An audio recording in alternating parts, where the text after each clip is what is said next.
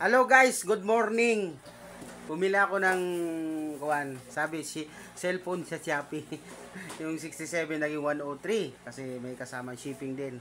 Titingnan natin kung totoo talagang cellphone. Alis mo na dyan. Buksan mo nga. Ito. Pero parang kaun nga talaga siya. Ewan kung totoong cellphone talaga siya. Buksan natin. Ito kami to. Titignan natin. Bubuksan na niya. Check kung itong cellphone talaga. Kasi kahon din talaga siya. Ang liit. Tignan natin kung cellphone talaga siya. Kasi smart iPhone yun eh. iPhone smart. Cellphone ba yan? Ang liit-liit ng ano. Ayan, hindi pala talaga.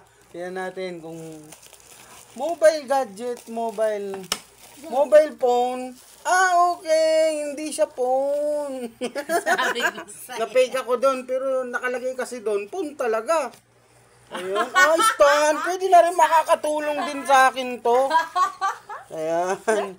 Sabi ko sa'yo eh. See? Stand. Okay lang yan. At least, na-try natin. Pagkakamali nga naman talaga eh. Pero nakalagay kasi doon sa picture, cellphone. Tapos yung mga, binasa yung mga comment, nandun legit, mga cellphone, pinakita. Pero hindi pala. Okay lang. At least magagamit ko to. Stand naman pala ng cellphone. Ayan. Ako na lang magayos. Thank you. Bye-bye.